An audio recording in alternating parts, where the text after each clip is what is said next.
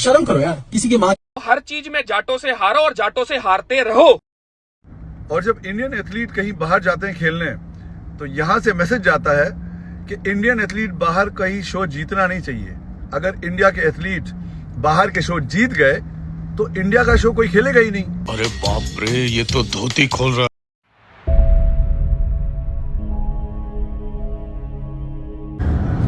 पिछले 2 सालों से एक इनाम रख रहा था मैं। फर्स्ट टाइम में जब रखा था 2022 में कि 1 करोड़ रुपए इनाम देगी मेरी सप्लीमेंट ब्रांड अगर कोई भी मिस्टर ओलंपिया जीत पाया तो लोगों ने कहा कि यार टॉप 1 तो कोई आएगा नहीं। 6-8 महीने पहले आप बोल रहे हो, सारे शोज बंद हो गए, प्रो शोज खत्म हो गए। फिर 2023 में मैंने कहा कि कोई 1 करोड़ रुपए इनाम मिलेगा अगर कोई भी इंडियन एथलीट 5 टॉप 5 में भी आया तो उसको 1 करोड़ रुपए का इनाम मिलेगा, because I really want this. अब 2024 में तीसरे साल ये बोल रहा हूं कि कोई भी इंडियन एथलीट अगर टॉप 10 में भी आया, मेंस फिजिक में या किसी भी कैटेगरी में टॉप 10 में भी आया मिस्टर ओलंपिया में, तो भी 1 करोड़ रुपए का इनाम उसको दिया जाएगा। Good news. इस 1 करोड़ रुपए को जीतने के लिए जो कैटेगरी है वो मैं अनाउंस कर रहा हूं आप लोगों को। Men's physique, body building open, 212 और ये 3 कैटेगरीज हैं। और मेरे ख्याल से इसमें पावर लिफ्टिंग या हैंडीकैप या कोई भी अदर कैटेगरीज नहीं है। तो याद रखिएगा, मेंस फिजिक, 212 और ओपन बॉडी बिल्डिंग की बात हो रही है। आपको टॉप 10 में आना है मिस्टर ओलंपिया के स्टेज पर लास वेगस में। क्वालिफाइड नहीं होना है, टॉप 10 में आना है। उसके बाद आपको मिलेगा 1 करोड़ रुपए इनाम। ये तीसरे साल में इनाम रख रहा हूं, याद तो होगा आप लोगों को। आज से कुछ साल पहले, करीब 7-8 साल पहले, मैंने ऐसे ही मुझसे तरुण गिल ने कहा था कि आपको क्या लगता है कि कितना टाइम लगेगा मिस्टर ओलंपिया जीतने के लिए। और मैंने कहा था मेरे ख्याल से 5 से 10 साल तो लगेंगे। याद तो होगा आप लोगों को ये वीडियो। एक कैटेगरी भूल गया था मैं, क्लासिक। जी हाँ, men's physique, classic, 212, open body building. सिर्फ इन 4 कैटेगरी की बात हो रही है। अगर इसमें से कोई भी मिस्टर ओलंपिया में टॉप 10 आता है, फर्स्ट नहीं, टॉप 3 नहीं, टॉप 5 नहीं, टॉप 10 भी अगर आता है तो भी इसको मेरी कंपनी 1 करोड़ रुपए का इनाम देगी 2024 में। ये तीसरी बार मैंने एथलीट्स को सपोर्ट करने के लिए, उनको हिम्मत देने के लिए ये इनाम अनाउंस किया है।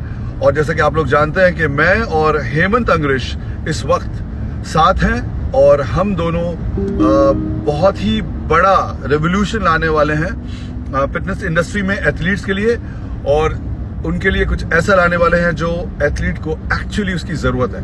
और हाँ, हम लोग एथलीट के पैसे से लिम्बोर्गिनी नहीं खरीदेंगे। और बाय द वे, जो मैंने कहा था कि 5 से 10 साल लग जाएंगे मिस्टर ओलंपिया जीतने में, मैंने ये बात सच साबित कर दी। अब दिखाना यह है कि हम कितनी जल्दी अचीव कर सकते हैं। फाइनेंस सबसे बड़ा इंपॉर्टेंट होता है एथलीट। वो मैंने इसलिए कहा था कि एथलीट को पैसे नहीं मिलते। आप देख रहे हैं कि आज जितने एक्सपो वाले थे वो लोग लिम्बोर्गिनियों में घूम रहे हैं। और अगर आप ध्यान से जिंदगी देखेंगे एथलीट्स की, तो आज भी एथलीट्स उतनी ही मेहनत कर रहा है, उतनी ही शिद्दत से काम कर रहा है, लेकिन स्ट्रगल उतनी ही है।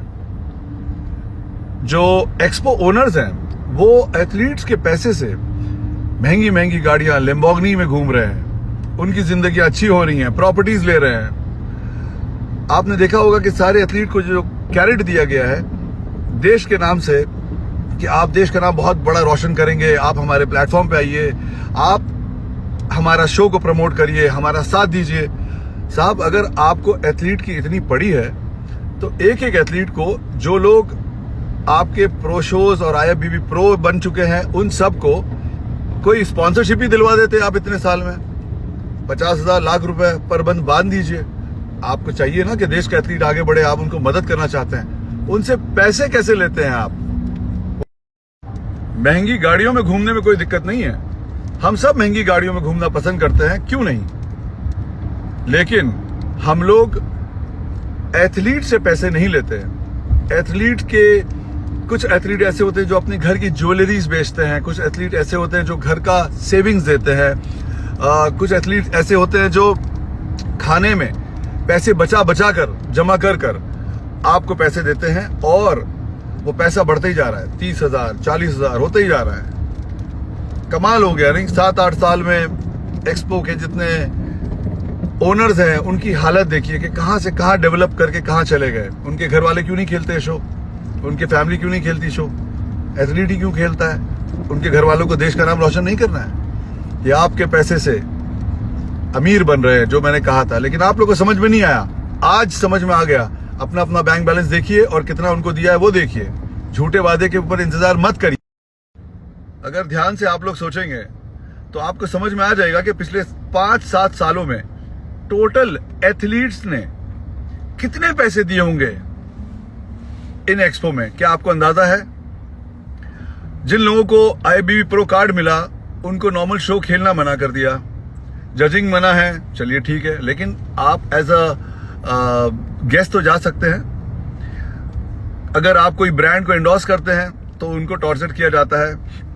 मेरे एथलीट जितने थे जो IFBB प्रो थे, मैं पहली कंपनी है हिंदुस्तान की, मैंने 5 IFBB प्रो को एक साथ साइन किया।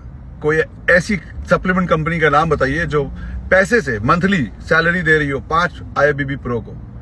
लेकिन उनको भी बुली किया गया, उनके साथ चीटिंग हुई, उनके साथ उनको बहुत तरह से बुली किया गया, डराया गया कि आप शो कभी नहीं जीत पाओगे।